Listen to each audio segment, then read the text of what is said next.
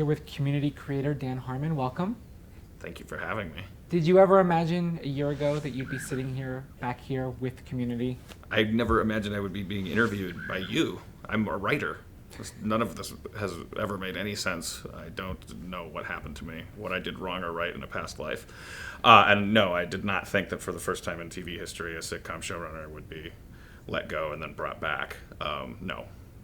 I am making up my life at this point.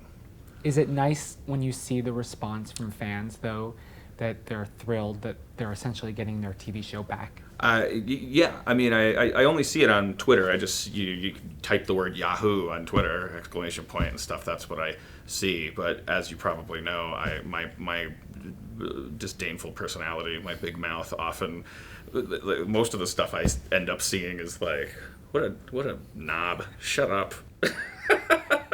But I love that they are. I mean, the show Community is the thing that I use to make myself likable. You know, it is my Valentine to people, and I know that they, no matter what they think of me, they like that show, and they're glad that it's gonna get back on its usual course, whatever that is. Its weird zigzagging, crack-addled course.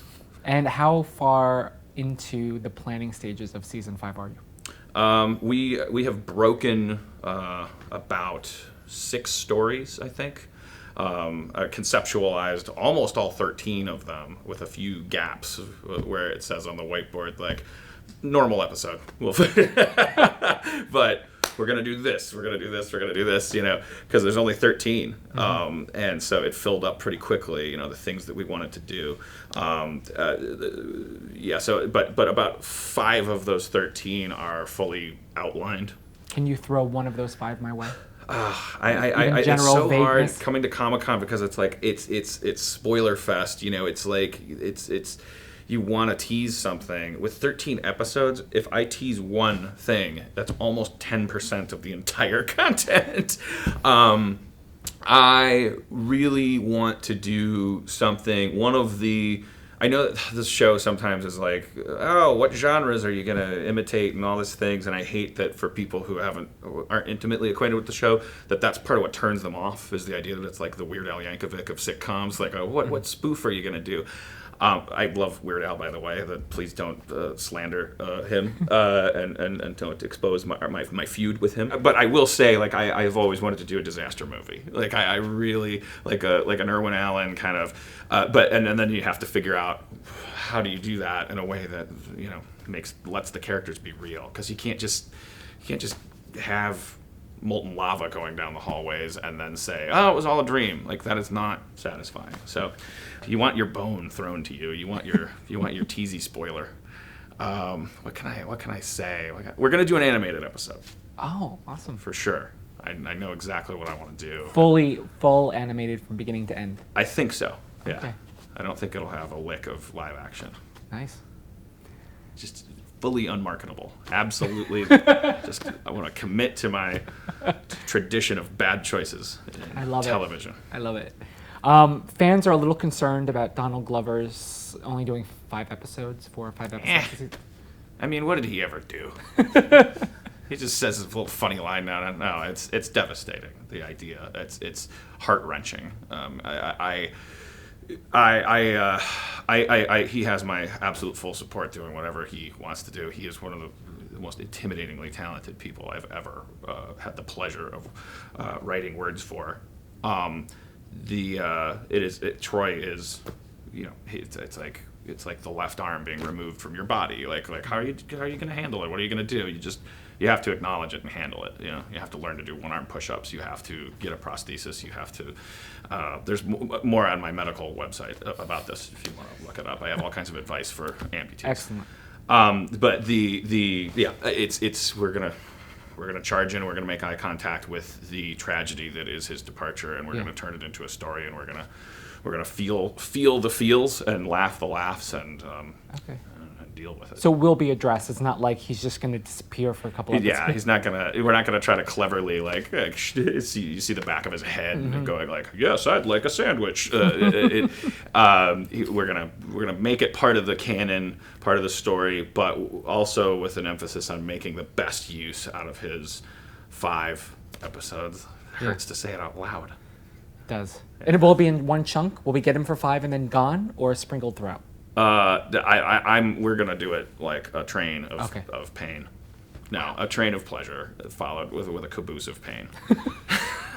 For more on that, also go to my medical website. It's it's not all business website there. And in the finale, the season 4 finale, Jeff graduates. Is that something that's going to be undone in the premiere? I mean, I need to ground the show. It needs to be about human beings again. You need to believe that those human beings are real. So even though I had plans originally for the 4th season to go to get even further away from Greendale as a campus, and get people more and more comfortable with the idea that you can't go to school forever in a show. The irony is, coming back after season 4, I feel like the absolute top priority is to reestablish Greendale, to reestablish the humanity of the characters, get Joel, his character, back in the midst. So that's that is what we're doing. I want him back at that table. I want him back in those hallways, but I'm not going to have him wake up and go, "Oh, why did I didn't graduate? I took a pill that made it seem like I did." Nobody. That's not mature or likable in a TV show to go backwards and stuff like that. So we're going to move forward and get him there. The Jeff Annie dynamic has been danced around for a while. It kind of was dropped last season. Are you open to going back there and actually going full force into a relationship, romance? In my opinion, I've never left there because I think the thing that is I think the energy between them is where the power is, and it's between them. I mean, I just like in TV, mush people together and actually start playing house with them. It's such a heavy tradition of failure after that.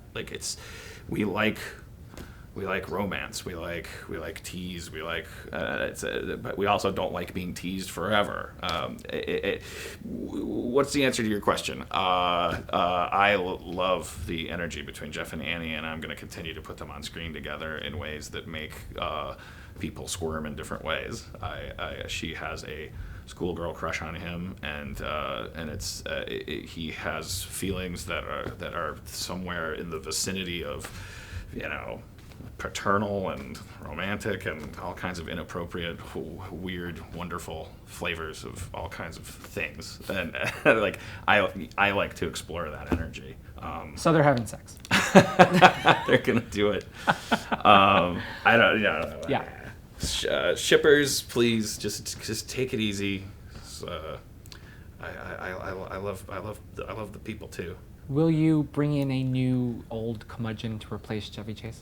I'm still working on that aspect of it. We're doing something. We're having very organic conversations about how to fill. I think the more important thing is that there's a certain kind of vacuum being left behind by Chevy, and now if Donald is going to be fading out of there, that's whether or not you replace people is different from saying has the dynamic in the cast completely changed and is in danger, and does something need to be done to offset that? The answer is absolutely yes.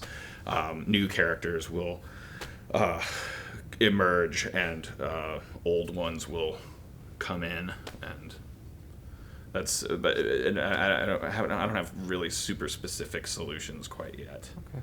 So I want it to be more organic to the stories that we're telling. This community fan is grateful you're back. Oh, yeah. And that's okay to say, right? I mean, you still like the Just Shoot Me guys, right? I do. They were great. Did you ever talk to them? Not while they were working on the show. Yeah. But just happy you're One back. of them said that you were a dork. Did they? Mm-hmm. I was like, what? Do you have that on tape? I'm gonna leak it in my Harmontown podcast. One of them got drunk Smart. and called you an alcoholic dork, and I'm going to play it as a voicemail all over the internet and make a million new friends. Great. See how it works. Yeah. See how that strategy works. Yeah. Old famous pants, they call me. Old scandal man. Thanks, Dan. Jimmy McReputation. Thanks for coming in. Thanks for having me. Hi, I'm Allison Bray. And I'm Joel McHale. And subscribe to ENT TV. It's just ENTV for all your entertainment news. No, it's EENTV. It's just ENTV, so whatever. It's ENENTEVE. Unless it conflicts with anything, channel or company we work for. I'm Allison Bray. Signing off.